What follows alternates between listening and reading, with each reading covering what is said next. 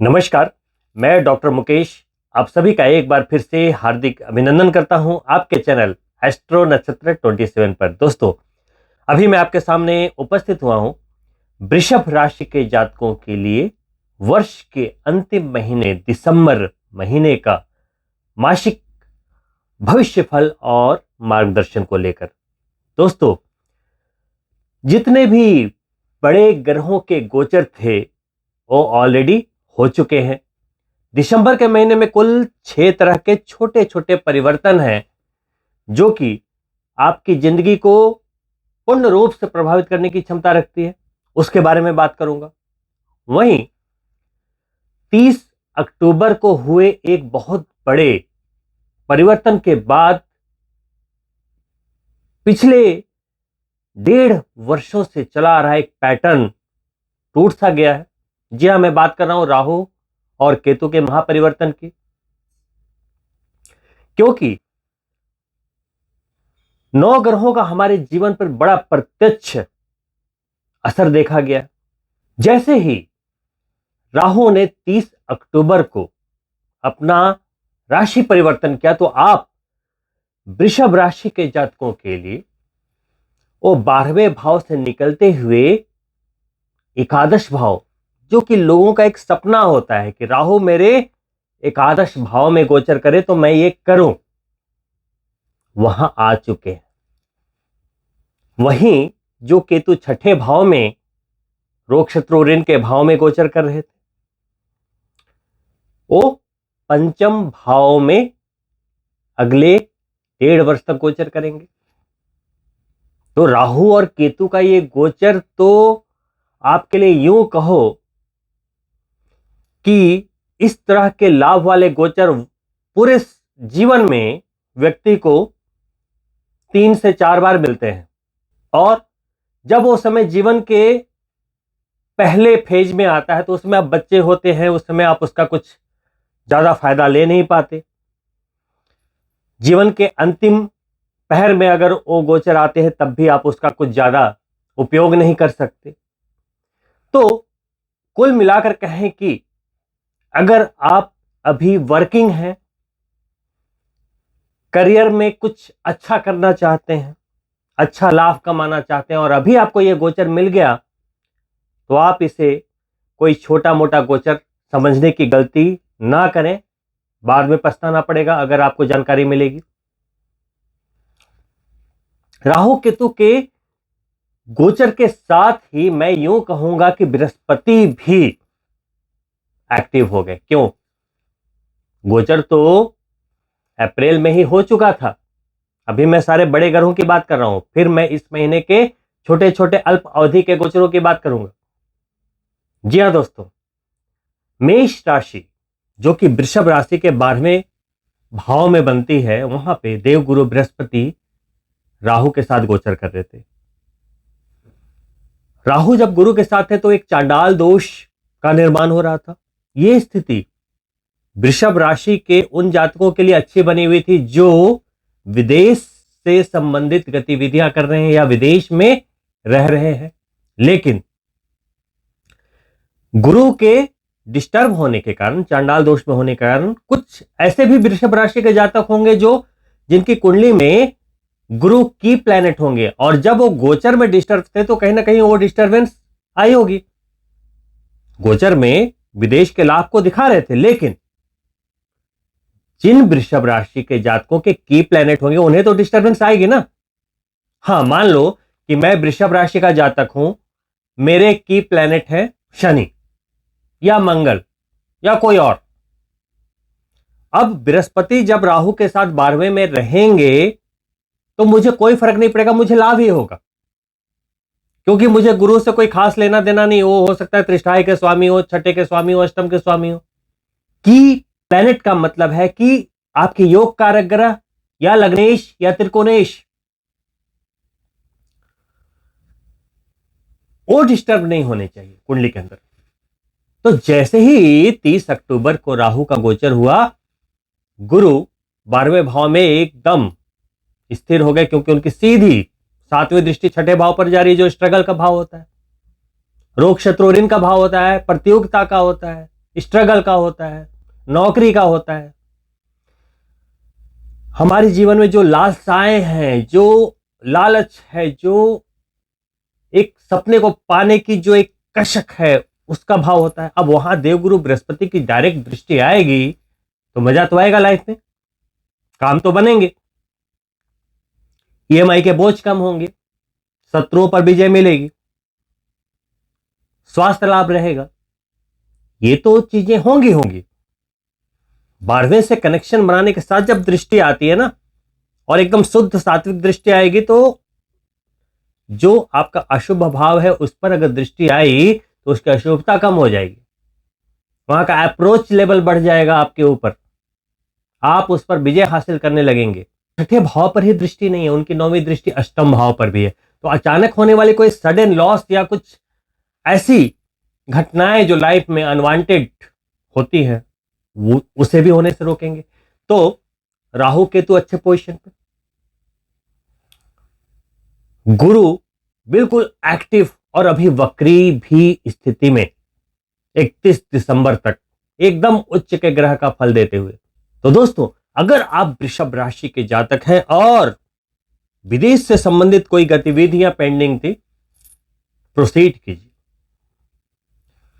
विदेश जाने के लिए अप्लाई करना था, वीजा है, कुछ भी है, पीआर इत्यादि है, या कोई भी गतिविधियां, वहां जॉब के लिए एप्लीकेशन देना, इंटरव्यूज करना, घर खरीदना, कोई भी गतिविधियां, या अगर आप पहले से फॉरेन में हैं, कहीं और स्थान परिवर्तन करना चाह रहे हैं, मान लो आप दुबई में हो, आप यूएस जाना चाहते हो, आप यूएस में हो, कनाडा जाना चाहते हो, कनाडा में हो, ऑस्ट्रेलिया जाना चाहते हो, स्थान परिवर्तन अपने करियर के अकॉर्डिंगली अगर आप करेंगे, देवगुरु बृहस्पति अगले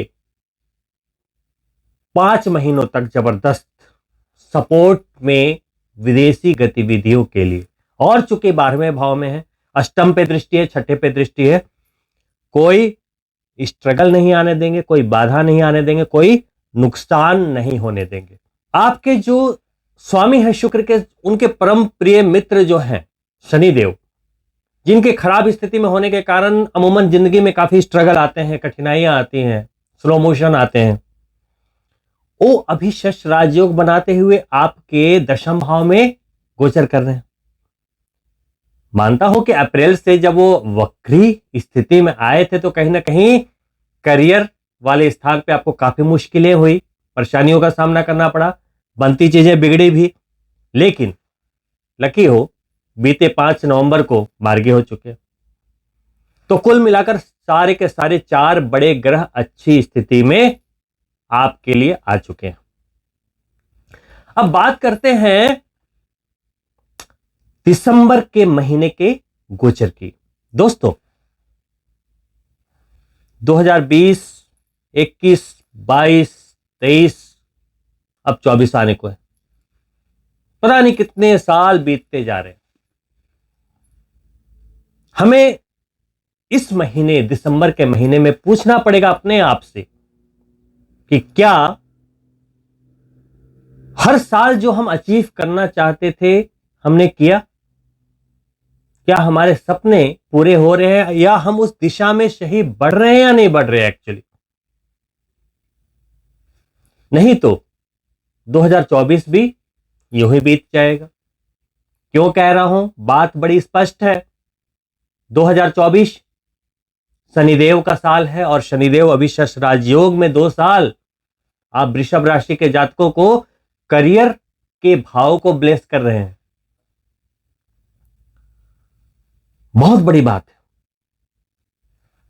देखिए, ये एक ऐसा समय है कि कोई वृषभ राशि का जातक हो और वो चाहता हो कि 2024 क्रॉस नहीं करने दूंगा, करियर बनाकर रहूंगा, या जो करियर में बहुत अच्छा कर रहा है कोई, और उसको एक ऐसा ब्रेक चाहिए कि वो बिल्कुल दुनिया पर छा सकता है। कुछ लोग ऐसे होते हैं कि वो संतुष्ट है अपने काम से, अच्छा कमा रहे हैं, अच्छी प्रतिष्ठा है, कोई ऐसे प्रॉब्लम में नहीं है, बट एक अंदर जो सपने हम बचपन में देखते हैं उस लेवल पर कहीं ना कहीं अभी भी भावनाएं हिचकोले खा रही होती कि काश ये भी कर पाता। तो अगर परिवर्तन ही जीवन का एक स्थायी सत्य है तो कोशिश करनी चाहिए एक बार फिर से। एज ज्यादा हो गई है, कोई बात नहीं। जिंदगी में थके थके महसूस करें, कोई बात नहीं। समय गोचर आपके साथ है और शनिदेव की एक अच्छी स्थिति का होना बहुत बड़ी बात है। तो इस दिसंबर के महीने के जो छोटे छोटे अल्प अवधि के गोचर हैं वो आपसे आपके सपने को पाने के लिए एक छोटे से बदलाव की उम्मीद कर रहे हैं। कह रहे हैं, कहते हैं ना, कहती है मुझसे जिंदगी की कुछ आदतें बदल लो। बहुत चला और लोगों के पीछे, कुछ अपने साथ भी चल लो। 2024 आपको बहुत दूर लेकर जाने वाला है, आपके सपनों के करीब। दिसंबर के महीने के पहले गोचर के रूप में फाइनेंस के कारक, शेयर मार्केट के कारक, बैंकिंग सेक्टर, कम्युनिकेशन के कारक ग्रह होते हुए बुध, जो आपके लिए धनेश हैं, सेकेंड हाउस के स्वामी होते हैं, पंचम स्थान के भी स्वामी हैं। धनेश लिक्विडिटी, सोशल दायरे, वाणी, कम्युनिकेशन, और कम्युनिकेशन का ग्रह भी, कम्युनिकेशन का भाव भी, वाणी भी। कहते हैं ना कि नॉलेज है लेकिन कम्युनिकेट जब तक नहीं कर पाओगे, जीरो। पंचम स्थान शिक्षा, नया जीवन, संतान, प्यार, नई उत्पत्ति, मंत्र शक्ति, जो भी नया आरंभ है जीवन का वो पंचम स्थान है। उन दोनों के कारक ग्रह होते हुए बुध वक्री होंगे 13 दिसंबर को, जो अभी आपके अष्टम भाव में चल रहे थे। जैसा कि आप सभी जानते होंगे कि कोई भी शुभ ग्रह जब वक्री होता है तो चेष्टा बल की वृद्धि उसके अंदर होती है और वो एक उच्च के ग्रह का फल देने लगता है। डिस्टर्बेंस सिर्फ उन लोगों को आती है जिनकी जन्म पत्रिका में वो ग्रह अस्त हो, नीच हो या खराब स्थिति में हो, तो फिर वक्री होने पे वो आपको बुरे फल देती है, अन्यथा उच्च के फल का उत्कृष्ट फल देती है। जैसे ही बुध वक्री होंगे 13 दिसंबर को, चूंकि धनेश भी हैं, पंचम लक्ष्मी स्थान के स्वामी भी हैं, तो धन के मामलों में आप सौभाग्यशाली रहेंगे। जहां भी आप अप्रोच कर रहे हैं, कमा रहे हैं, बिजनेसमैन हैं, सेल्फ एम्प्लॉयड हैं, डील्स मिलेंगी, नौकरी पेशा है, आपको जो भी आने वाले फंड्स हैं वो रिलीज होंगे, आपके हक में जाएंगे, आप अपनी जिम्मेदारियों को पूरा कर पाएंगे, आप अपने सारे कार्यों को पूरा कर पाएंगे। में कुछ मंगल कार्य होने की संभावनाओं को भी दिखाता है और गुरु की ब्लेसिंग तो लगातार बनी ही हुई है। 13 दिसंबर से बुध के वक्री होने के साथ ही वापस 28 दिसंबर को अष्टम भाव से निकलते हुए वापस वृश्चिक राशि में यानी कि सप्तम भाव में प्रवेश कर जाएंगे और वहां से डायरेक्ट दृष्टि आपके ऊपर आएगी। कम्युनिकेशन लेवल लगातार बना रहेगा, फाइनेंस के मामले में लकी रहेंगे, शेयर मार्केट के मामले में लकी रहेंगे। कुछ ऐसे लोग जो मनोरंजन के फील्ड से जुड़े हुए हैं, अपनी योग्यता से कमाते हैं, अपने टैलेंट से कमाते हैं, अपनी बातों का खाते हैं,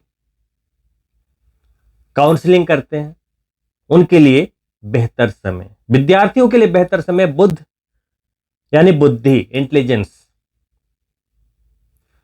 साथ ही पंचम भाव के स्वामी है, तो आपके दिल के अंदर जो बात है उसको कम्युनिकेट अगर नहीं कर पा रहे हैं तो कर पाएंगे। मान लो यू आर इन लव, आप कहना चाह रहे हो, अपनी भावनाओं को किसी के सामने रखना चाह रहे हो, बट रख नहीं पा रहे, झिझक है। एक हाउ टू टेक्निक आपको समझ नहीं आ रही कि कैसे बोलें, क्या करें, ओवर थिंकिंग कर रहे हैं, तो यहां पर वो सपोर्ट मिलेगा, लेकिन एक्शन तो आपको ही करना पड़ेगा। विद्यार्थियों के लिए भी सेम चीजें लागू होंगी। बुध के गोचर के बाद 16 दिसंबर को सूर्य जो आपके सप्तम भाव में गोचर कर रहे थे, पहले जो 16 दिन रहेंगे वो आपके सप्तम भाव में रहेंगे, फिर 16 दिसंबर को अष्टम भाव में गोचर करेंगे। दोस्तों, सूर्य आपके चतुर्थेश होते हैं, आत्मिक सुख के स्वामी, कॉन्फिडेंस के स्वामी, हृदय के स्वामी होते हुए हर तरह के भौतिक सुख संपदाओं का जो दारोमदार है उनके ऊपर होता है। आत्मविश्वास, चेहरे की कांति, उसका कारक होते हुए सप्तम में गोचर पहले 16 दिसंबर तक। बिजनेस का भाव है, स्पाउस का भाव है, पार्टनरशिप का भाव। बिजनेस के मामलों में लकी रहेंगे, डील्स के मामले में लकी रहेंगे, वहीं पार्टनरशिप के मामले में लकी रहेंगे। लेकिन सप्तम में जब सूर्य आते हैं तो चूंकि अग्नि है, बहुत ज्यादा ऊर्जा है, तो 7th हाउस में जाने के कारण स्पाउस के हेल्थ में थोड़ी बहुत समस्याएं देखी गई हैं अगर आपके सूर्य खराब स्थिति में है लगन के अनुसार, या जिनके संबंध अच्छे नहीं थे पार्टनर के साथ, बिजनेस पार्टनर हो चाहे स्पाउस, वहां पर पहले 16 दिन थोड़ा वाद विवाद संभावित है। चीजों को थोड़ा सामान्य रखें, राई का पहाड़ ना बनाए, चीजें सामान्य रहेंगी। फिर 16 दिसंबर के बाद जब अष्टम भाव में जाएंगे, चतुर्थ के स्वामी है, तो अष्टम भाव छिपा हुआ भाव होता है, पैतृक संपत्ति, ससुराल पक्ष, लंबी यात्राएं, एक्सीडेंट या कुछ अनवांटेड घटनाएं या अचानक लाभ। अब किसको नुकसान होगा, किसको फायदा होगा, यह भी डिपेंड करता है आपकी कुंडली पर। सूर्य अगर आपकी कुंडली में पॉजिटिव हैं तो अष्टम भाव में जब जाएंगे तो अचानक लाभ की स्थितियां बनेंगी, कोई समस्या नहीं आएगी, समय सामान्य इशारा करता हुआ। लेकिन जब भी सूर्य अष्टम में जाते हैं और आपकी कुंडली में सूर्य यदि खराब स्थिति में है लगन के अनुसार, मान लो राहु के साथ है ग्रहण दोष में, शनि के साथ है पितृ दोष में, या नीच के हैं, ऐसी स्थिति में जब वो अष्टम में जाएंगे तो कहीं ना कहीं पिता के स्वास्थ्य का ध्यान रखना पड़ सकता है। अगर कुछ परेशानियां चली आ रही हैं पिता के स्वास्थ्य को लेकर, ससुराल पक्ष से कुछ लड़ाइयां भी संभावित हो सकती है अगर सूर्य खराब है। मैं दोनों बातें बता रहा हूं। देखिए, हर किसी के लिए एक फल नहीं होता। वृषभ राशि के जातक हैं, दो तरह के लोग होंगे, एक का सूर्य अच्छा हो सकता है, एक का खराब हो सकता है, तो दोनों के लिए रिजल्ट तो अलग होंगे ना। अष्टम भाव तो ऐसे भी अच्छा नहीं माना जाता नॉर्मली, लेकिन अगर हम दूसरे नजरिए से देखें तो अष्टम भाव हमारी आयुष्य का भी भाव है, स्त्री का मांगल्य भाव है। हम एस्ट्रोलॉजी में सिर्फ अपने व्याख्या के लिए किसी भाव को अच्छा और किसी को खराब कहते हैं। जहां से कुछ खराब कारक तत्व जुड़े हुए हैं उसे हम खराब कहते हैं, लेकिन आपके लिए तो सारे अच्छे हैं ना। मान लो 12वां भाव व्यय का भाव है, आप बोलेंगे ये तो खराब है, खर्चा होता है। अरे खर्च होगा नहीं तो आप कोई भी चीज खरीदोगे कैसे? आपने करोड़ों रुपए कमा लिए लेकिन उसको खर्च ही नहीं करना है तो करोगे क्या? तो हर चीजों से कुछ अच्छाई जुड़ी हुई है, नजरिया होना चाहिए देखने का, जो देखेंगे वही दिखेगा। तो अष्टम भाव को ज्यादा हवा ना बनाते हुए चीजों को सामान्य रखें। अगर किसी कारणवश सूर्य की स्थिति कुंडली में अच्छी नहीं भी है तो उसके हजारों उपाय होते हैं, शास्त्रों में उसके कई उपाय लिखे गए हैं। सूर्य को जल हमेशा देते रहे, सूर्योदय के पहले बिस्तर त्याग कर दे, आदित्य हृदय स्तोत्र का जाप करें। अगर सूर्य बहुत ज्यादा खराब स्थिति में है तो रविवार के दिन नमक ना खाएं या कुछ दिनों का फास्ट रख लें। सूर्य से संबंधित पूजाएं करें, हवन करें, गायत्री हवन करें।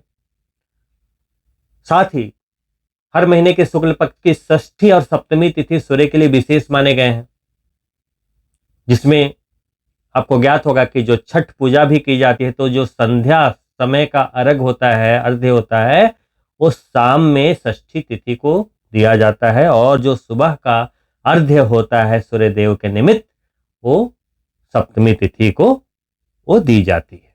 तो कहने का मतलब क्या हुआ कि सूर्य की अगर कोई खराबी किसी की भी कुंडली में है तो ना तो वो पिता के स्वास्थ्य के लिए अच्छा होता है, ना तो आत्मविश्वास के लिए अच्छा होता है, ना तो चेहरे की कांति के लिए अच्छा होता है, ना तो हृदय के लिए अच्छा होता है। तो कुल मिलाकर सूर्य की शुद्धता, उनका सही होना, उनका दोष मुक्त होना बहुत जरूरी है। चूंकि सूर्य अष्टम भाव में गोचर कर रहे हैं तो मैंने आपको ये सावधानियां बता दी है।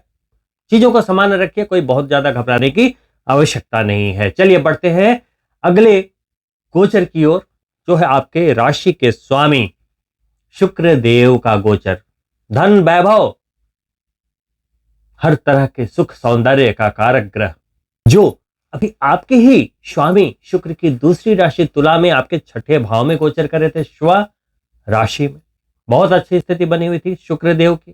करीब करीब पूरे दिसंबर अभी भी तुला राशि में ही रहेंगे, लेकिन दिसंबर के गोचर के रूप में 25 दिसंबर को उनका स्थान परिवर्तन होगा, 7वें भाव में चले जाएंगे। दिसंबर के गोचर के रूप में 25 दिसंबर को उनका स्थान परिवर्तन होगा। छठे भाव की स्थिति अच्छी बनी हुई, 1 दिसंबर से 25 दिसंबर तक शुक्र के लिहाज से हर तरह से स्थिति अच्छी बनी हुई, क्योंकि आपके जन्म चंद्रमा के स्वामी है, लग्नेश भी कह सकते हैं जन्म चंद्रमा के अनुसार, स्वराशि में है। तो रोग, शत्रु, ऋण से मुक्ति।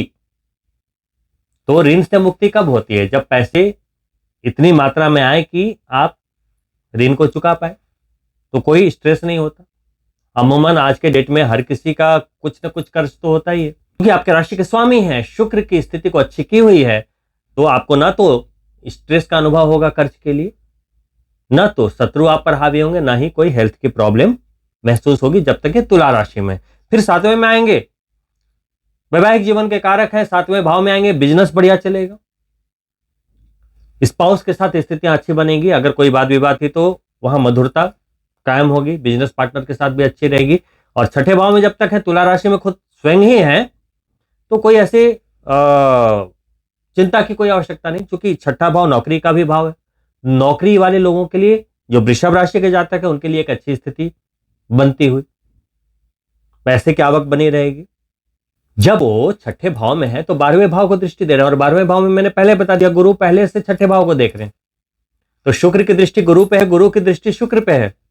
बहुत बढ़िया एक यहां पे संयोग बनता हुआ, वो है देवों के गुरु, यह है दैत्यों के गुरु, दैत्य गुरु शुक्राचार्य। दोनों अपने अपनी बुद्धिमत्ता में श्रेष्ठ, अपनी शक्तियों में श्रेष्ठ, दोनों की जब दृष्टि युति होती है तो कमाल होता है। अभी आप उस कन्फ्लिक्शन को ना देखें कि दोनों शत्रु हैं। अगर दोनों शत्रु हैं तो आपके शरीर में शुक्र भी है और गुरु भी है, तो क्या दोनों आपकी जरूरत नहीं है? वैसे नहीं देखते। मंगल हमारा लहू है, खून है। अगर मंगल आपकी कुंडली में अशुभ है तो क्या खून को निकालकर फेंक दोगे? नहीं, 9 के 9 प्लैनेट जरूरी है। तो यहां पे देव गुरु बृहस्पति है, यहां दैत्य गुरु शुक्राचार्य है, दोनों की दृष्टि हो रही है। यहां पे हमें कॉम्बिनेशन देखना है, कंजक्शन देखना है, पाइपलाइन देखनी है, कहां से क्या बेनिफिट कौन दे रहे हैं। बाकी जो हमारी लगन कुंडली होती है वो हमारा प्रारब्ध है, उसके अनुसार चीजें घटित होती है। तो मेन जो डिफॉल्टर है वो हमारा लगन चार्ट है ना, वो हमारे प्रारब्ध, हमारे कर्मों के अनुसार है। चलो डिफॉल्टर तो हम ही है, हमारे कर्म के अनुसार हमारी कुंडली बनती है, बट वो दिखा रहा है ना तो हमने अगर उसको ठीक नहीं किया है अभी तक, तो फिर कौन है ना? तो उसको ठीक करने का कोई प्रॉब्लम नहीं।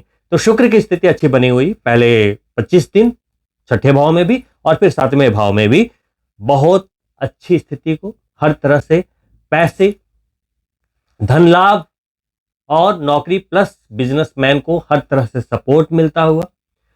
शुक्र जब अपनी राशि में है काफी कंफर्टेबल होते हैं वैचारिक रूप से, क्योंकि वो परफेक्शन के कारक है। जो कला के क्षेत्र में है लोग, जो अपने विचारों का खाते हैं, अपनी सोच का खाते हैं, जो एक परफेक्शन पसंद लोग होते हैं। परफेक्शन देखिए हर क्षेत्र में अनिवार्य है, आर्ट हर क्षेत्र में अनिवार्य है, चाहे वो आर्टिस्ट हो, चाहे वो इंजीनियर हो, चाहे वो डॉक्टर हो, चाहे वो सर्जन हो, चाहे वो एक सेल्फ एम्प्लॉयड हो, चाहे कोई भी व्यक्ति हो, चाहे वो सिंगर हो, चाहे राइटर हो, कोई भी व्यक्ति हो, कोई भी व्यक्ति हो, चाहे वो कोई भी कार्य कर रहा हो, शुक्र की अच्छी स्थिति सबके लिए अमृत के समान है। क्योंकि जब तक परफेक्शन नहीं होगा आपकी achievement up to the mark नहीं होगी। कहते हैं ना, कुछ बात रह गई अधूरी। तो शुक्र एक ऐसा ग्रह है, अगर आपने उसको बढ़िया बनाकर रखा है, कोई भी चीज अधूरी नहीं रहने देगा वो, भर भर के। और सबसे बड़ी धन का कारक ग्रह, वैभव, सुंदरता, सौंदर्य, कौन नहीं चाहता? शुक्र अगर खराब स्थिति में है, शुक्रवार के दिन दूध से स्नान करें।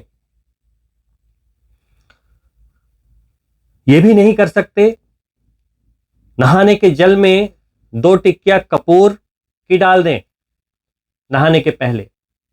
लेकिन अगर दूध से स्नान करते हैं शुक्रवार के लिए, तो ये एकदम ब्रह्मास्त्र है। ज्यादा से ज्यादा व्हाइट कपड़े यूज करें, साफ सुथरे रहें, दाढ़ी, हेयर जितनी बढ़िया तरीके से सजे सवरे रहे, बिल्कुल सेलिब्रिटी की तरह। चाहे आप पुरुष हैं चाहे स्त्री, अपने सौंदर्य का ध्यान रखेंगे, शुक्र बढ़िया होते चले जाएंगे। गंदे रहने से, मैले कुचैले रहने से, घर में गंदगी फैली हुई है, घर अस्त व्यस्त है, आपके शुक्र खराब होते हैं, आपके राशि के स्वामी है, कैसे चीजें सही दिशा में जाएंगी? तो सबसे पहले शुक्र को सही करने के लिए आप घर को व्यवस्थित करें। हर तरह अगर चीजें बिल्कुल अरेंज्ड है, हर जगह हर चीज में परफेक्शन का नाम ही शुक्र है, तो अपने घर को परफेक्ट रखिए, अपने दिमाग को परफेक्ट रखिए। दिमाग में भी कूड़ा नहीं रखना है, क्लीन हर जगह। कपड़े में भी गंदगी नहीं होनी चाहिए, दिमाग में भी गंदगी नहीं होनी चाहिए, घर में भी गंदगी नहीं होनी चाहिए, तब होगा शुक्र बढ़िया। शुक्र के गोचर के बारे में मेरे ख्याल से इतना इंफॉर्मेशन आपके लिए बहुत होगा। चलिए बढ़ते हैं अगले गोचर के रूप में, जो कि आपके 12वें भाव के स्वामी होते हैं और 7वें भाव के कारक ग्रह मंगल ग्रह। अभी फिलहाल 1 से 27 दिसंबर तक मंगल आपके सप्तम भाव में ही गोचर कर रहे। सूर्य भी थे, बहुत गर्मी थी सप्तम भाव में। मैंने कहा ना, पार्टनर से संबंधित चीजों में बहुत सावधानी की आवश्यकता थी। मंगल तो जब गोचर करता है 7वें भाव पे, तो थोड़ा कहीं ना कहीं, क्योंकि दृष्टि भी रहती है सीधी जन्म चंद्रमा पर, शॉर्ट ट्रिगर करता है, बात बात में चिड़चिड़ापन, गुस्सा, ईगो प्रॉब्लम इत्यादि देता है। इसमें डिसीजंस गलत हो जाते हैं, कभी ईगो के कारण कुछ बनते काम बिगड़ जाते हैं। चलिए, अब 27 दिसंबर को अष्टम भाव में प्रवेश कर जाएंगे, धनु राशि में। लेकिन 12वें भाव के स्वामी हैं, अष्टम में गए, 12 भाव के भी स्वामी हैं, अष्टम में गए, तो 12वें के स्वामी जब अष्टम में जाएंगे तो विपरीत राजयोग बनेगा। पहले से अच्छी स्थिति को बनाएंगे और एक अच्छी स्थिति के साथ आपको नए वर्ष में प्रवेश देंगे। शुक्र की भी स्थिति एक अच्छी स्थिति के साथ आपको नए वर्ष में प्रवेश देंगे। राहु, केतु, शनि और बृहस्पति भी एक अच्छी स्थिति के साथ आपको नए वर्ष में प्रवेश देंगे। तो ये दिसंबर के महीने के गोचर हैं, जो आपको मुझे लगता है हर तरह से सपोर्ट कर रहे हैं।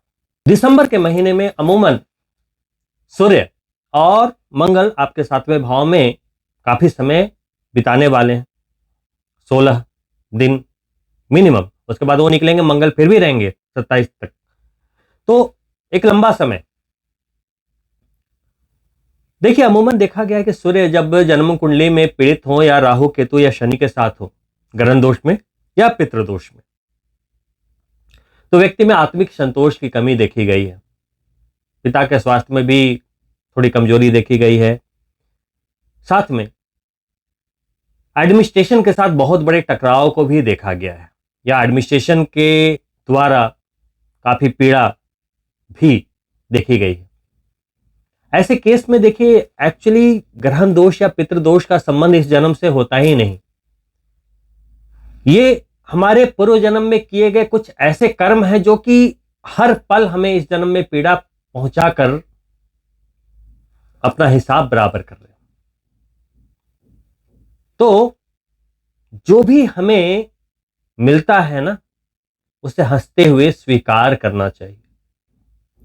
और प्रभु की शरण में जाने पर चाहे कुंडली के कितने भी दोष हो, वो दूर होते हैं। तो प्रभु की शरण में जाना चाहिए, अपने अपराधों के लिए क्षमा प्रार्थना करनी चाहिए। देखा यूं जाता है कि पितृदोष है, ग्रहण दोष है, लेकिन इस जन्म में भी गर्दन यूं है, एकदम अकड़ी हुई, रस्सी जल गया बट बल नहीं गया। समय आते ही रूप दिखा देते हैं, समय आते ही। तो ऐसे लोग जीवन पर्यंत कष्ट में रहते। तो सोचना पड़ेगा, जिनकी कुंडली में भी ग्रहण दोष या पितृदोष है, सोचना पड़ेगा अब समर्पण कैसे करें। परम पिता परमेश्वर पर गहरी श्रद्धा, विश्वास कि मेरा भी टाइम आएगा। एक गांव में एक साधु हुआ करते थे। वो अपने आप को एक लोहे की जंजीर से उल्टा लटका देते थे कुएं के अंदर और साधना करते थे। बड़ी अजीब पद्धति थी उनकी। गांव वाले देखते थे, बड़ी कठिन तपस्या है। और उन महाराज जी का विश्वास था कि एक दिन प्रभु दर्शन देंगे उनकी इस कठिन तपस्या को देखकर। उसी गांव में एक और बड़ा धार्मिक आस्थावान व्यक्ति रहता था। बड़े दिन से उस साधु को एनालिसिस कर रहा था। तो एक दिन उसकी भी मंशा हुई कि मुझे भी ये करना चाहिए। तो एक रात जब उसने देखा कि कोई नहीं है, तो इसके पास लोहे की जंजीर तो थी नहीं, एक रस्सी को लेकर आया, पैरों में बांधा, कुएं में बांधा। एक मन में डर सा आया कि कहीं गिर ना जाऊं, लेकिन उसने सोचा प्रभु तो है मेरे साथ। और वो नीचे कूद पड़ा और लटक गया और मंत्रोच्चारण करने लगा। कुछ ही समय बीता था, प्रभु प्रकट हो गए। वो अचंभित, इतनी जल्दी। तो उसने एक सवाल पूछा कि प्रभु, मुझे चंद घंटे ही हुए हैं, आपने दर्शन दे दिया, और वो महात्मा जी इतने वर्षों से आपकी तपस्या कर रहे हैं लोहे की जंजीर में लटक कर, वो भी उल्टा, तो आप दर्शन नहीं दे रहे। तो बोले कि उन्हें मुझ पर विश्वास नहीं है, तो उन्होंने अपने पैरों में लोहे की जंजीर बांध रखी है, और तुम्हें मुझ पर विश्वास था और एक रस्सी के सहारे मेरा नाम लेकर तुम कूदे, तो मैंने तुम्हें गोद में उठा लिया। दोस्तों, 100 में 100 लोग मेहनत करते हैं, बड़े एक्यूरेसी से काम करते हैं, बड़े दिमाग से काम करते हैं, एक से एक धुरंधर, शेर पे सवा शेर लोग इस दुनिया में हैं। लेकिन जो भगवान के साथ जुड़ा है, एक उसी तरीके से अटैचमेंट रखता है, एक असीम प्रगाढ़ कनेक्शन को एस्टेब्लिश करके चलता है, वो चाहे सवा शेर हो ना हो, बहुत अमीर हो ना हो, लेकिन ईश्वर जिसके साथ है वो दुनिया पर छा जाता है।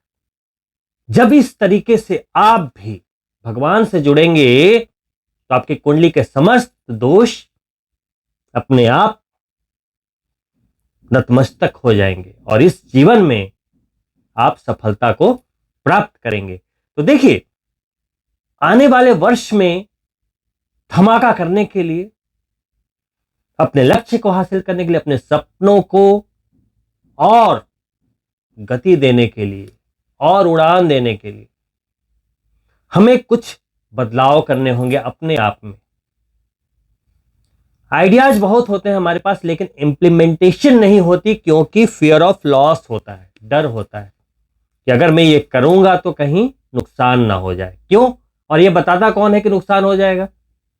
अगर हमारे अंदर कोई टैलेंट है, अगर मैं उसको करूंगा, लेकिन वो फियर ऑफ लॉस कौन दे रहा है? वो हमारे पड़ोसी, हमारे रिश्तेदार। कहते हैं ना कि जो दोस्त और रिश्तेदार आपकी हर बात पे वाह वाह वाह वाह करते हैं, वही लोग आपके सपनों को तबाह करते हैं। वो लोग बाय डिफॉल्ट बचपन से ही कहते हैं तुमसे नहीं होगा, तुमसे नहीं होगा, तुमसे नहीं होगा। तो फियर ऑफ लॉस से निकलना 2024 में आपकी पहली प्राथमिकता होनी चाहिए। विचारों को जगह दें धरातल पे लाने के लिए। नॉलेज है लेकिन उसको एग्जीक्यूट तो होने दें। परमाणु बम है लेकिन एक्टिवेट करोगे तभी विस्फोट होगा भाई। विचार को निकालें।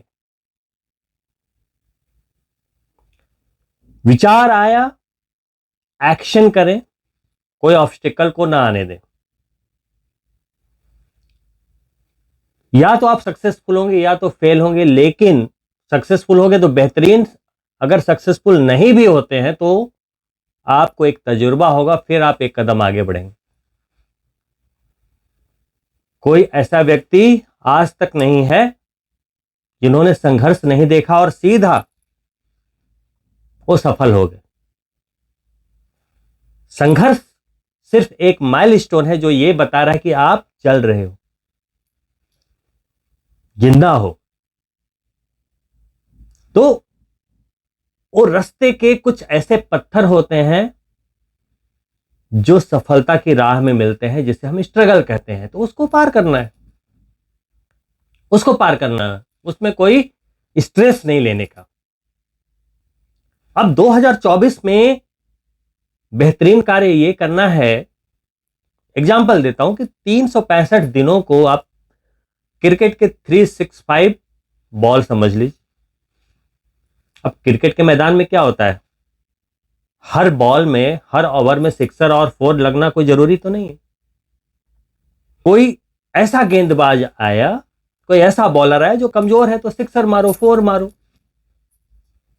वहीं गोचर बदले, थोड़ा शनि वक्री हो गए, अस्त हो गए, वहीं पे कोई ग्रह सूर्य जैसे है, 1 महीने के लिए केतु या राहु के साथ कंजक्शन करें, उस समय थोड़ा मध्यम हो गया, या चंद्रमा राहु या केतु के साथ निकल रहा है या शनि के साथ निकल रहा है, तो उस समय कहीं ना कहीं एक भय का वातावरण रहता है मन के अंदर।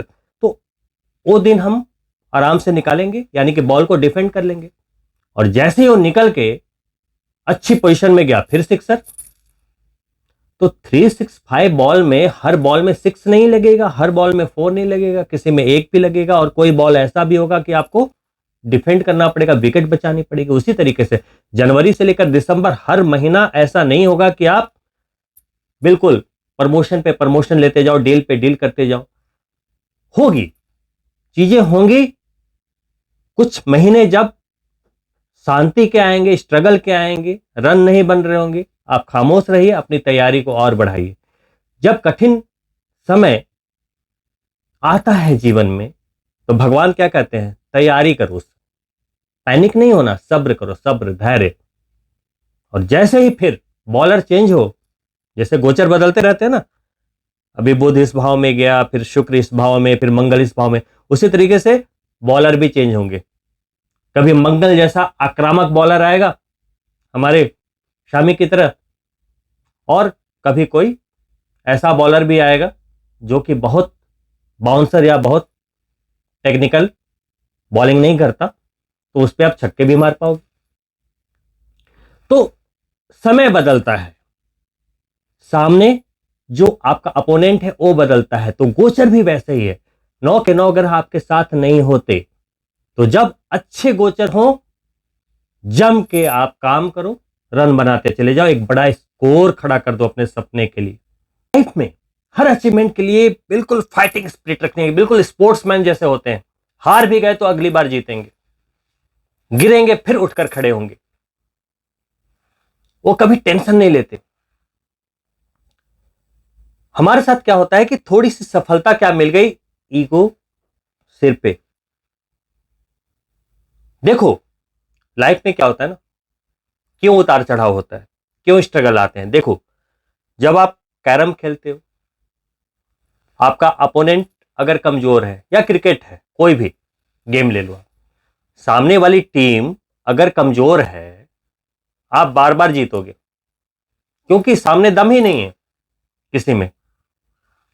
भले ही आप स्किल्ड नहीं हो, लेकिन फिर भी जीतोगे, क्योंकि सामने तो वैसे ही उन्हें कुछ आता ही नहीं, कमजोर टीम है। लेकिन आप जीत रहे हो, इसका मतलब ये नहीं कि आप बहुत तजुर्बेकार हो गए, बहुत ज्यादा जीनियस हो गए, बहुत स्मार्ट हो गए। सामने वाला कमजोर है इसलिए आप जीत रहे हो। जैसे ही सामने वाली स्किल्ड टीम आ गई, तजुर्बेकार टीम आ गई, आप धराशायी हो जाओगे, एक भी नहीं चलेगी। यही लाइफ है। हमें जब एक सफलता मिल जाती है तो हम अपने रिसोर्सेस से, अपने तजुर्बे से अपने आप को और स्ट्रांग नहीं करते, और जानकारियां नहीं लेते, अपने आप को और परिपक्व नहीं बनाते, अपने आप को और फाइन ट्यून नहीं करते। और जैसे ही कोई ऐसी स्थिति आ गई, हम उसमें उलझ जाते हैं, उससे निकल नहीं पाते, तो हमें लगता है स्ट्रगल है ना। ऑफिस में कोई नए चैलेंजेस आ गए, बिजनेस में कोई नए चैलेंजेस आ गए, वर्क प्लेस पे कोई नए चैलेंजेस आ गए। क्यों आए? क्योंकि आपने कहीं गलती की, आप उससे निपट नहीं पाए। क्योंकि आप स्मार्ट हैं, मानता हूं, लेकिन वहां पे आपकी स्मार्टनेस नहीं चली, तो बॉस ने आपको फायर कर दिया, या बिजनेस में आप फेल हो गए। तो इस चीज को हमेशा ध्यान में रखना है। अगर 2024 में सही तरीके से आपको अपने ड्रीम के टुवर्ड्स लीड करते चले जाना है, तो हमेशा अपने आप को फाइन ट्यून करना है। बिल्कुल निगाहें बिल्कुल चौतरफा रखनी है। जब आप ड्राइव करते हो तो आप मिरर पे, हर तरफ आपकी निगाहें होती है, आगे भी मिरर पे भी, साइड मिरर पे भी। वैसे ही लेकिन कुल मिलाकर वृषभ राशि के जातकों के लिए शनिदेव का शशराज योग में होना बहुत अच्छी बात है। अगले साल बृहस्पति देव का जो मूव होने वाला है, अभी मेष राशि में उन्होंने आशीर्वाद बरसाया, अगली बारी आपकी है। अप्रैल मई में गोचर हो जाएगा। समय लगातार आपके पक्ष में आता हुआ, अब किसे अपने पक्ष में लाना है? अपने आप को। तो इन्हीं शुभकामनाओं के साथ कि 2024 में आप एक बड़ा धमाका करें, बड़ा अचीवमेंट प्राप्त करें, जिंदगी आपकी बदल जाए, मैं आपसे अनुमति चाहूंगा और आपसे रिक्वेस्ट करूंगा कि अगर आप पहली बार मेरे चैनल को देख रहे हैं तो सब्सक्राइब करना ना भूलें, और अगर आपको वीडियो इन्फॉर्मेटिव लगा हो लाइक करें और अपने मित्रों के लिए शेयर भी अवश्य करें। बहुत ही जल्द मिलता हूं नए वर्ष के मार्गदर्शन के साथ, जबरदस्त वीडियो जो आपकी लाइफ में एक बड़ा धमाका करेगी, सोचने का नजरिया बदल देगी। उस वीडियो को लेकर मैं दिसंबर के महीने में हाजिर हो जाऊंगा। जरूर देखिएगा। तब तक के लिए नमस्कार मित्रों।